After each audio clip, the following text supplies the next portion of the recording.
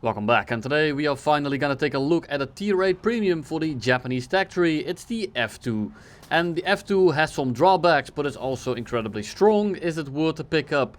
I'll get to that in a minute, but keep in mind, these things are never worth full price.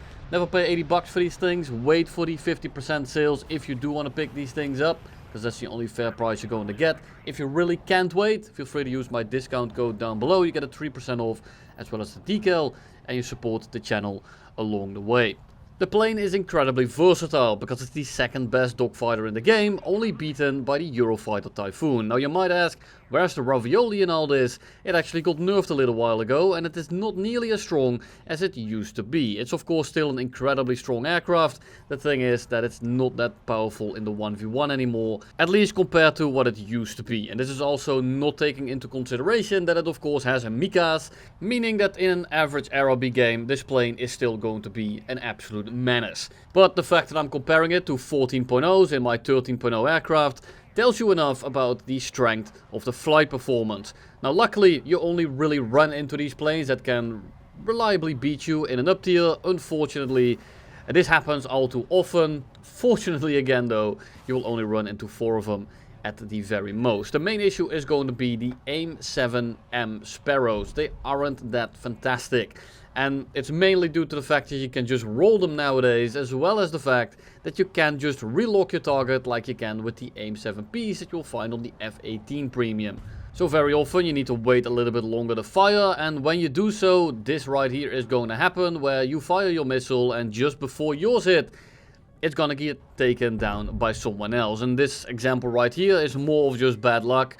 Overall, when it comes to early game, if you try to fire these missiles from too far away, you're likely just going to be wasting the missile. And I mentioned this in the F-18 video, where if you are using an AIM 7P, you can shoot it at longer range. If it goes dud, if they notch it, if they manage to roll it, or whatever happens, you can just relock someone else and it will go for them.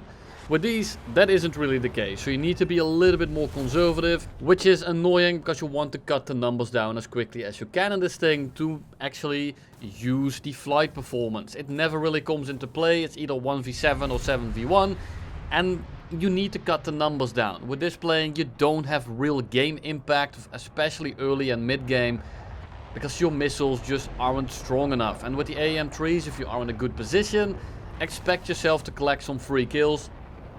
They are essentially AIM 9Ms, except they have more range, also because they have more retention. And because they have more retention, that also means that they have a lot more range when they are maneuvering.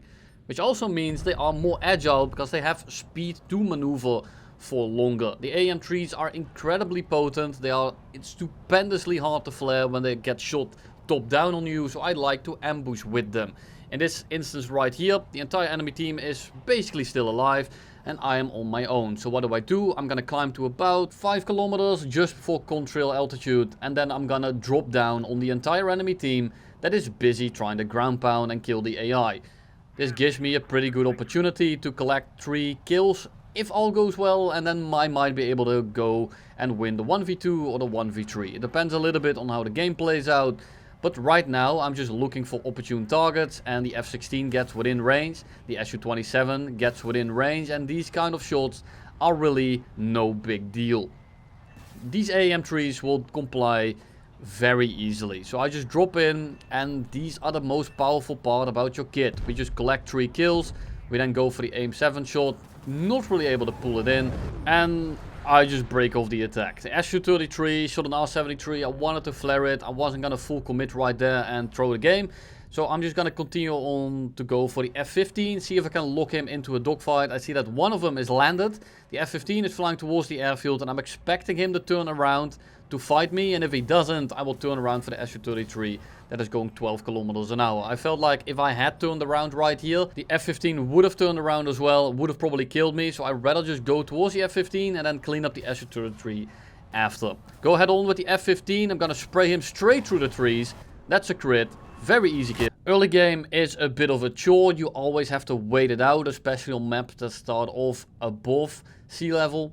This is Hidden Valley, for example. It starts off at about 2 kilometers, meaning that you can't really go to altitude and stay relatively hidden.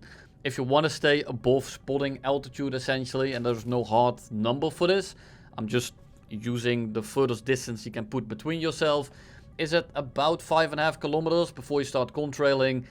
You can't really do that when the enemy is only 2.5 to 3 kilometers below you. They're gonna see you incredibly easily. They are simply going to pitch up and send whatever fox tree they have right into your forehead, and you want to just avoid this. Now luckily this map has a bit of cover, meaning that we can play around that and actually close the gap. Now be careful when you are behind a mountain, because you won't be able to spot through it, and you might just throw yourself into multiple people at the same time. And of course you want to avoid this because of the reasons I mentioned earlier, mainly because in the head-on they can all just roll your missiles or simply flare it. We shoot the aim 7 over the top of that hill right there. We crit the F-16. Incredibly easy kill, not much to talk about, but it's good to go for the secluded targets. You don't want to find yourself in the middle of the furball, because you don't really have the staying power. Now you can of course dogfight all of them at the same time, and if none of them have missiles, this might actually come into play. But how often does this actually occur? So we abandoned the high altitude strat, and we are now going to Mountain Hawk and just kind of zip around and use our team to spot for us. And I found that this is basically the best way to play this thing. You just kind of pick up at about 1 kilometer, 1.5, and just kind of sling a missile at them. And the AEM trees, as I mentioned, are incredibly strong. The issue is that this is incredibly map dependent, and you very often get maps like Denmark or Golan Heights, where there is basically no cover to be had. It's all water or flat ground, and it's incredibly hard to close the gap on the enemy, and you're kind of just forced to sit out the early stage and wait for your team to do that thing and hope that it doesn't end up with all of them dying, where you now have to deal with 3 guys in the head-on at the same time, and you can only shoot 1 sparrow off, and it's not even 100% sure it's going to kill them. Now of course when it's a tornado flying directly at you at about 9 kilometers and he doesn't know how to roll it, it's of course going to hit. But you know, you have to get a little bit lucky sometimes when you're playing a plane with a lot of potential but a lot of drawbacks. We have the F-14 still on our right, and I'm just kind of trying to stay within the cover here. I'm not entirely sure where he is flying exactly, but then I start to see that he's launching missiles off. I'm gonna try to close the gap, get within that range where he can't really fire missiles at me. He also only has sparrows and or phoenixes, so if I get within range, he is not gonna be touching me whatsoever. That Su-30 on the right, however, definitely is. So what I'm gonna do here is divide my attention to the more important target. I know that I can win a dogfight against that thing incredibly easily. The issue is that those R-77s are a bit of a chore. So I push the attack, get within range, get very close, kind of pop up over the mountain, and by the time he realizes it, it's a bit late. Now if he had known it was a sparrow, he might have not actually spotted me.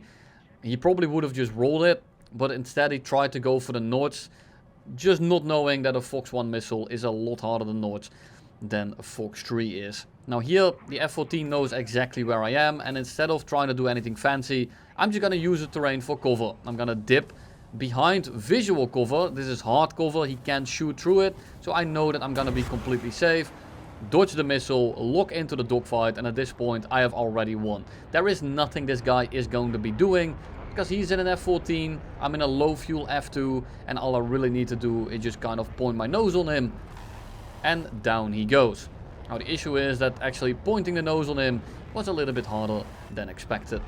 We then crit him, he goes into a flat turn, and I mean at this point it's completely done deal. We turn him into a massive fireball, and that is going to be the game.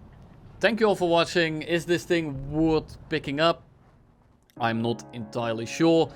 It's a good plane, but it doesn't really fit the meta anymore. A few years ago, example when the F-15 got added, when we had multipad at 100 meters and only 12 enemies instead of 16, flight performance was incredibly important. Nowadays it's all about the snowball and getting it rolling as fast as humanly possible. And unfortunately this thing is more of an ice cube that has been in the sun for over an hour.